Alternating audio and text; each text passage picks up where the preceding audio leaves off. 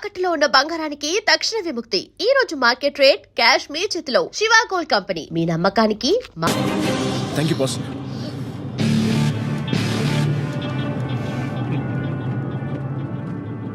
You are welcome boss. నువ్వా? అవును partner, నేనే. ఆపరాబండి.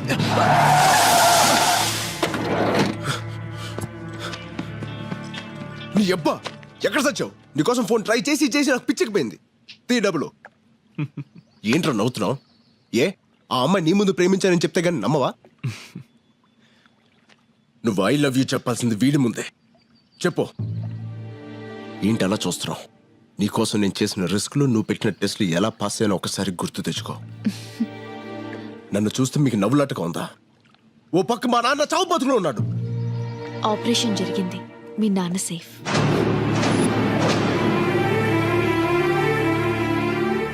నమ్మడం లేదా రాజ్? ఒరే నాన్న, నువ్వు చిన్నప్పటి నుంచి పందాలు కడుతుంటే ప్రాణాలతో ఆడుకుంటున్నావు అని భయపడేవాడిని.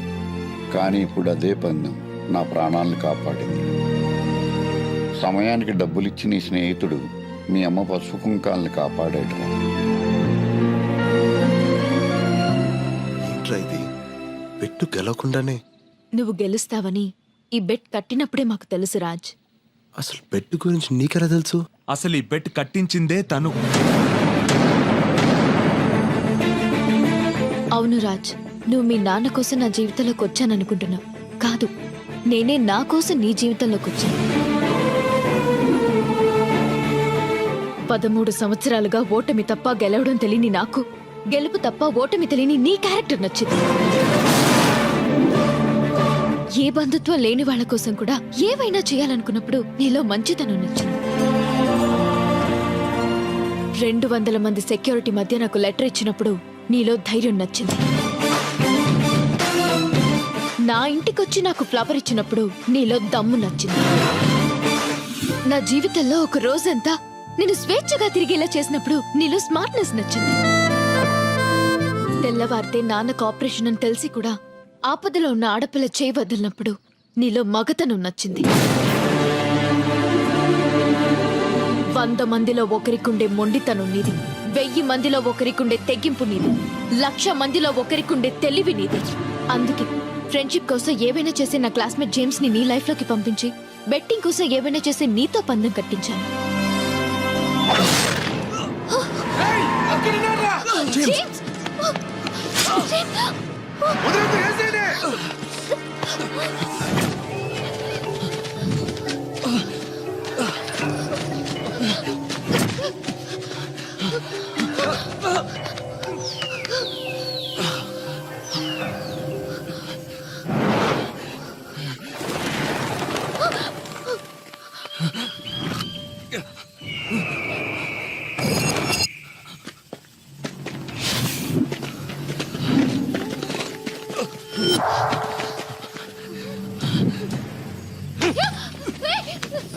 రేయ్, చెయ్యి వదిలేస్తావా? నీ ప్రాణాలు వదిలేస్తావా?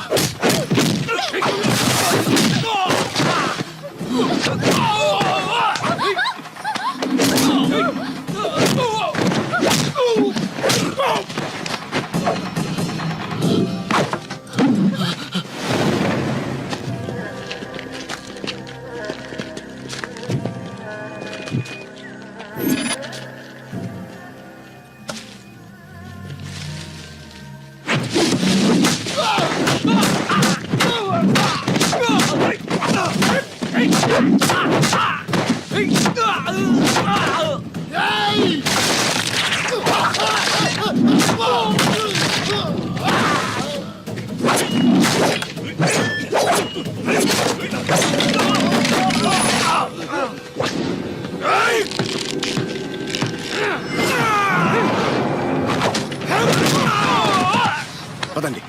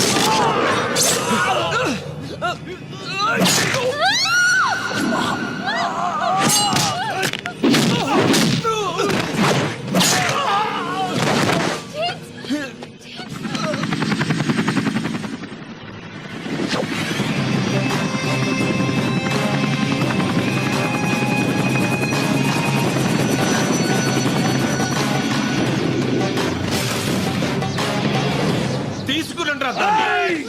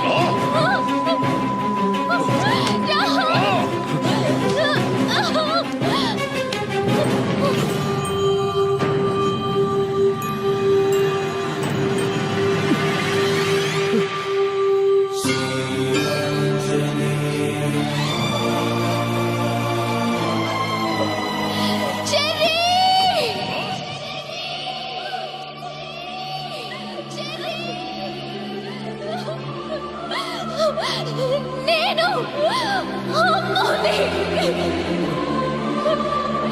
Cherry! I love you!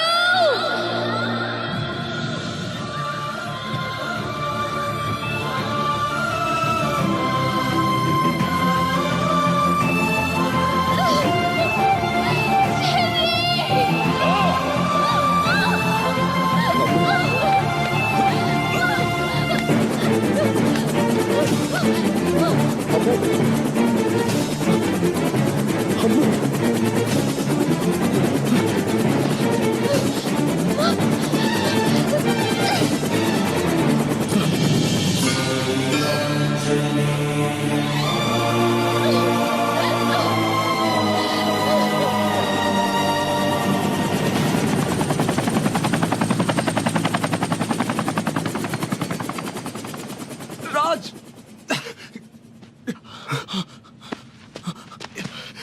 Ray James, తన పేరు అమ్ము అని నీకెలా తెలుసు? మా అమ్మ నాన్న తప్పించి నన్ను చెర్రీ అని పిలిచేది అమ్ము మాత్రమే. ఈ డాలర్ కూడా తనే ఇచ్చింది. అంటే అంటే నువ్వు సూర్యనారాయణ గారి కొడుకువా?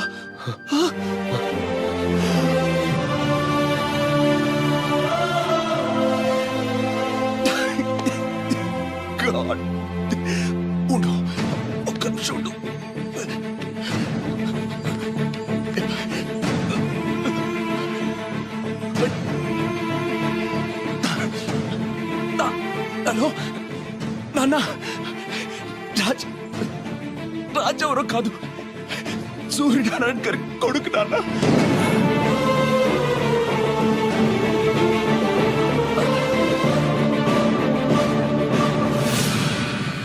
పద హాస్పిటల్కి వెళ్దాం.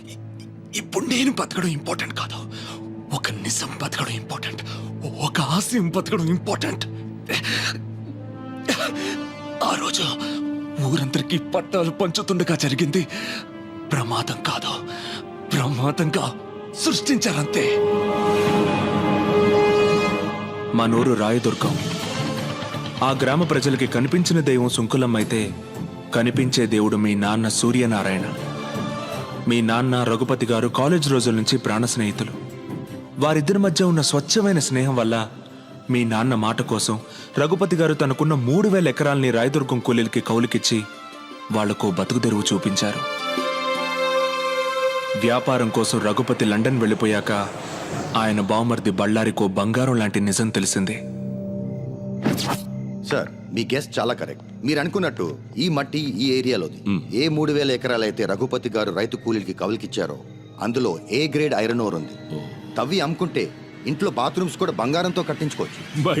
అన్నా, ఈ జనానికి అనుమానం రాకుండా ఉండకోసమే పైన పవర్ ప్రాజెక్టు, కింద మన ప్రాజెక్టు. తవ్వుకున్నోడికి తవ్వుకున్నంత. ఈ ప్రాజెక్ట్ కట్టేది మీ పిల్లలకు ఉద్యోగాలు ఇవ్వడం కోసం, మీ బిడ్డల బతుకులు బంగారం చేయడం కోసమేనని జనాన్ని ఒప్పించారు. ఫ్యాక్టరీ పడిందంటే ఇంకా మన పిల్లల బతుకులు బంగారమే. ఉద్యోగాలు, ఫ్యాక్టరీలు అంతా అబద్ధమని, నేలతల్లి గుండెల్ని తవ్వి ఇనుప ఖనిజం అమ్ముకోవడానికే ఇదంతా ఉపాయమని ఎన్నో విధాలుగా నచ్చచెప్పడానికి ప్రయత్నించారు మీ నాన్న. ఇనప ఖనిజం పడితే మాకేంది, బంగారం పడితే మాకేంది. మా గిన్నెలో ఇంత మొత్త పడాలయ్యా, మా దారిని మమ్మల్ని వదిలేయ్యా. కానీ గొర్రె కసాయివాణ్ణి నమ్మినట్టుగా ప్రజలు బళ్ళారి మాటనే నమ్మారు. ఏందయ్యా ఇది? వాళ్ళకి లేని బాధ నీకెందుకు చెప్పు? వాళ్ళు పసిబిడ్డల్లాంటి వాళ్లే, మనమే మార్చుకోవాలి. రఘుపతి లండన్ నుంచి రాగానే ఈ విషయం గురించి మాట్లాడతా.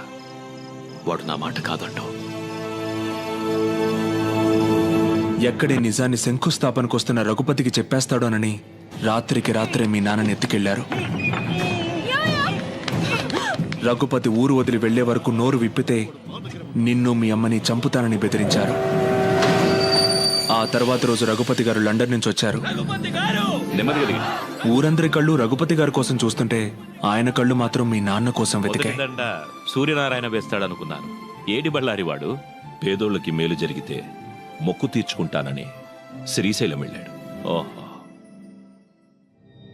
ఏదైనా ఒకరోజు తెల్లవారుజామున సూర్యుడన్నా ఆలస్యంగా వస్తాడేమో కానీ నేనొచ్చానని తెలిస్తే సూర్యనారాయణ ఆలస్యంగా రాడే అని అనుమానించాడు. ఆ అనుమానంతోనే ఇంటికెళ్ళాడు. మీ అమ్మ పెట్టిన కన్నీళ్లతో జరిగింది తెలుసుకున్నాడు.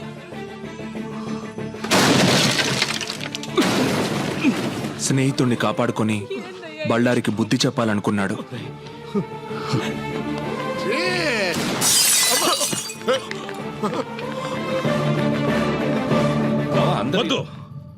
పొండి, ఊరొదిలి వెళ్ళిపోండి. బళ్ళారి అవమానంతో ఊరిని వదిలాడు కానీ బావ ఆస్తిని వదులుకోలేకపోయాడు. మన ఊళ్ళో ఈ రోజు నుంచి కౌలుదారులుండరు, పట్టాదారులే ఉంటారు. వచ్చే పౌర్ణమి రోజు నా కూతురు చైత్ర పుట్టినరోజు. ఆ రోజు సుంకులమ్మ సాక్షిగా నా కూతురి చేతుల మీదుగా మీకు పట్టాలిచ్చి మిమ్మల్ని శాశ్వతంగా రైతుల్ని చేస్తాను. మీరు అనుకున్నట్టుగా ఆ కుటుంబానికి ప్రమాదం తలపెడితే యావదాస్తి ట్రస్ట్కి పోతుంది తప్ప మీకు దక్కదు. ఏ క్లాస్ కైనా ఏదో ఒక బొక్క ఉంటుంది కదంటయ్యా, కాస్త ఎత్తుకు చూడు. ఒక్క అవకాశం ఉంది. రఘుపతి గారి తదనంతరం ఆస్తి ఆయన కూతురికి వెళ్తుంది. అవును, 18 సంవత్సరాలకి ఆ పిల్లకి మైనారిటీ తీరిపోతుంది. ఆ తర్వాత ఒకే ఒక్క సంతకంతో ఆస్తి అంతా మీ సొంతం అవుతుంది. తెల్లవారితే కూలీలంతా రైతులవుతారు. తెల్లవారింది. ఊరంతా పండగ వాతావరణంలో బయలుదేరారు. కానీ నువ్వు కలువపూలకు వెళ్ళగానే దారుణం జరిగింది.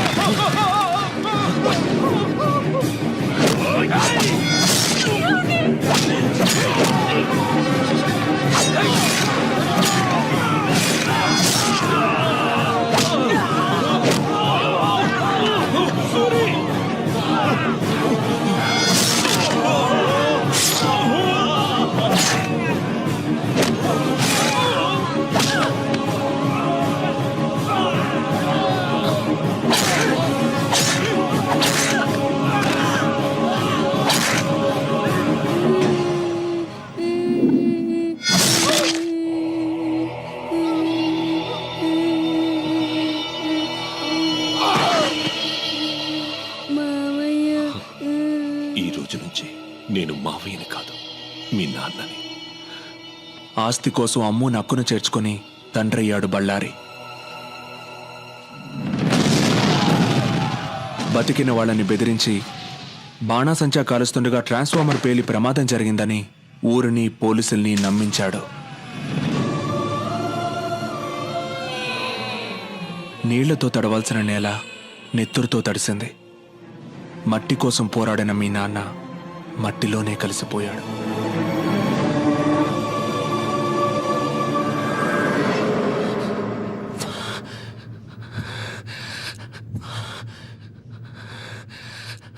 జరిగింది ఇది అని చెప్పడానికి మీ నాన్న లేరు. ఇప్పుడు ఆ అవకాశం నీకొచ్చింది. దేవుడు నన్ను ఎందుకు బతికించాడో ఇప్పుడు అర్థమైంది. ఇదిగో ఆ 3000 ఎకరాల దస్తావేజులు. వెళ్ళు, మీ నాన్న కోరిక నెరవేర్చు. జేమ్స్ హాస్పిటల్కి వెళ్దాం పదా.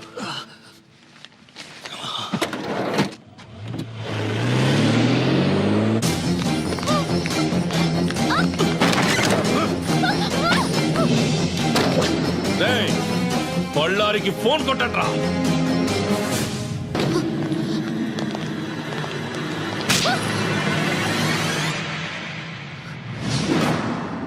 ఏంటే, నన్ను చూస్తే భయం వేయడం లేదా? నువ్వు నాన్నవి కాదని, మా నాన్నని చంపేసిన రాక్షసుడివని తెలియగానే భయం పోయింది.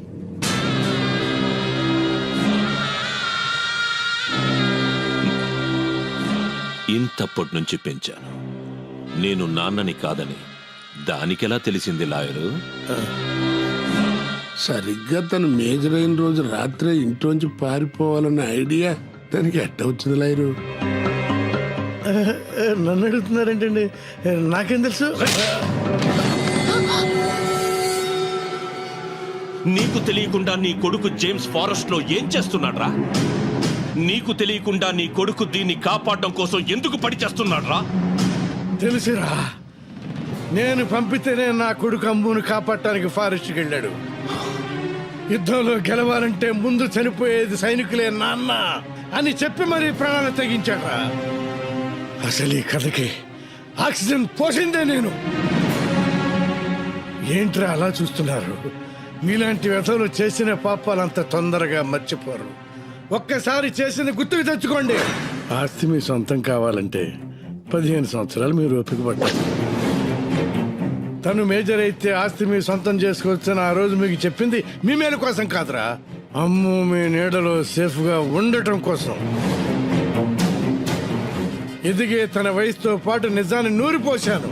తను మేజర్ అయ్యే లోపు మాకు మగాడు కావాలి. అందుకే కత్తిలో ఉండే పదును, బుల్లెట్ లో ఉండే పవరు, బాంబులో ఉండే విస్ఫోటనం ఈ 3 బస్తీ కుర్రాళ్ళలో చూసి మీకు మొగుడుగా సెలెక్ట్ చేశాం.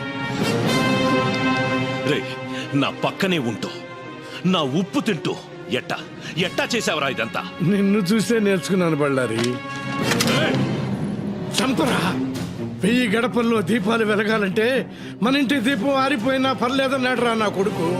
కానీ చంపే ముందు మీరందరూ ఏమవుతారో ఆలోచించుకోండి. ఏంట్రా ఆలోచించేది?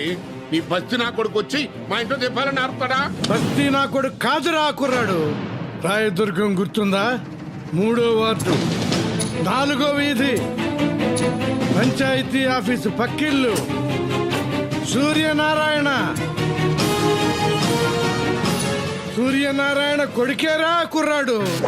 సూర్యనారాయణ కొడుక? ఏంట్రా వాడు సూర్యనారాయణ కొడుక? ఏంటి, శరీరంలో సునామీ వచ్చిందా? దేవుడు ఎంత గొప్పవాడో చూసారా?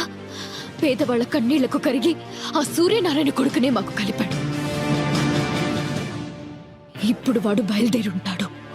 కాదు, నా మూగుడు బయలుదేరుంటాడు.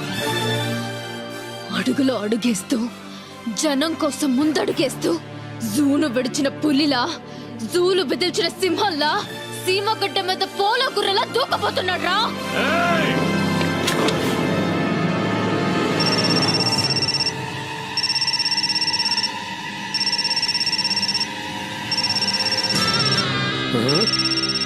ఈ కొడుకు మాట్లాడరా? మాట్లాడో. ఇది వాడికి హ్యాండ్ ఓవర్ చేసిన డాక్యుమెంట్స్ తీసుకుని రాయదుర్గానికి రమ్మను. ఎక్కడి నుంచి అయితే వాడు తప్పించుకున్నాడో అక్కడే వాడిని ఫినిష్ చేస్తాం. లేకపోతే ఇది ఇక్కడే దచ్చది. మాట్లాడో మాట్లాడో. హలో నాన్న, నేను అమ్ముని తీసుకుని రాయదుర్గం వస్తున్నా. రాజుని పేపర్లు తీసుకుని అక్కడికి వచ్చేయమను. అమ్ము చచ్చిపోతుందన్న భయంతో చెప్పలేదురా, అక్కడికి వెళ్ళి మీరు చావబోతున్నారన్న ఆనందంలో చెప్పా.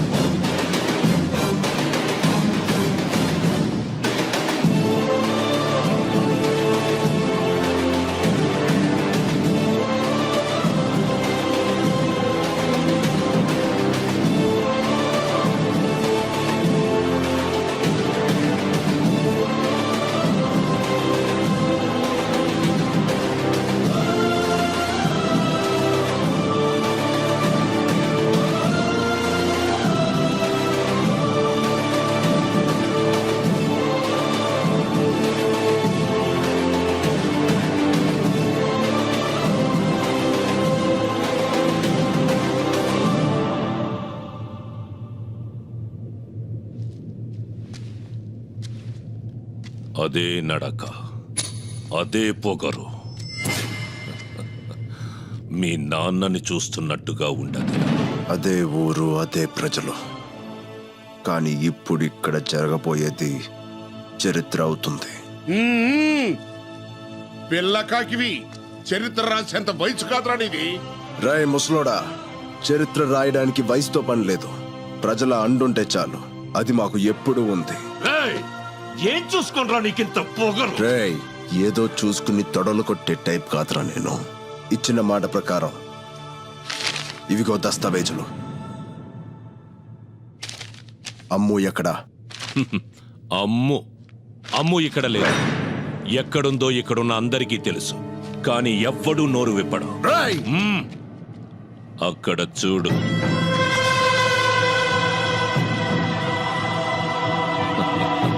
పాపం, 13 సంవత్సరాల క్రితం ఇదే నేలలో కలిసిపోయారనుకున్న మీరు బతికుండారని తెలవగానే పరుగెత్తుకొచ్చినారా జనం.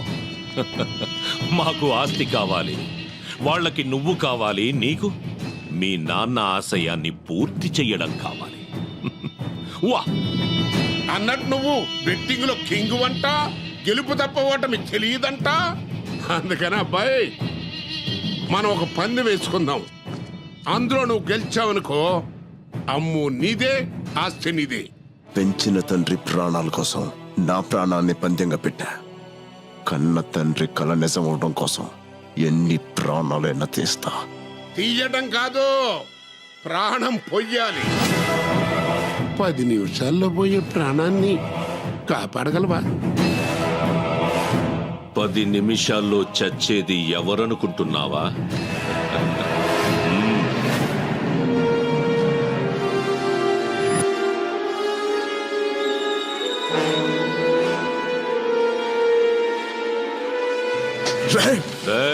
అరవకు. ఏ ఊరి కోసం మీ వాళ్ళందరూ ప్రాణాలు వదిలారో అదే ఊళ్ళో నీ అమ్ము ఉంది. సుంకులమ్మ మీద ఒట్టేసి చెప్తున్నా, 1000 గడపన్న ఆ ఊళ్ళో నీ అమ్ము ఏ గడపలో ఉందో కనిపెడితే చచ్చిన మీ నాన్న ఆశయం బతుకుతుందిరా. వెళ్ళో.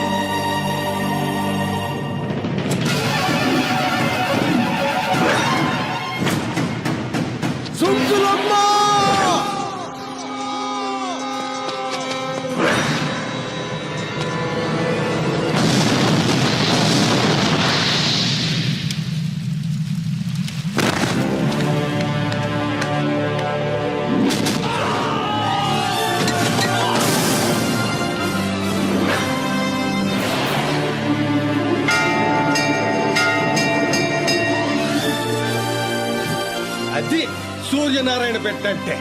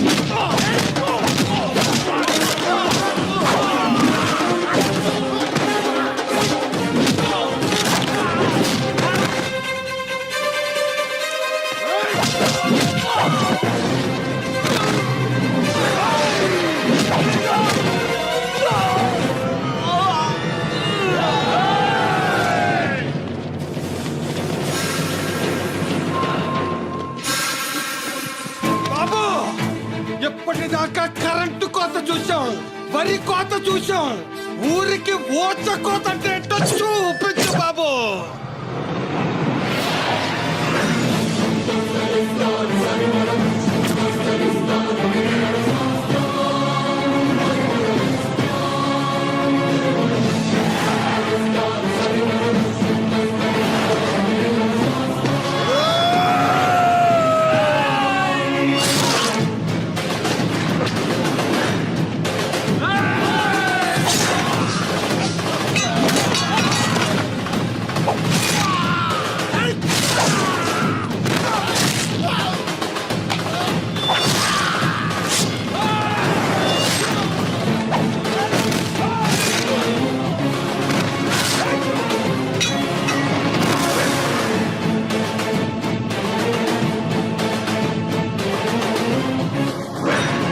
నరికే కొడుకుని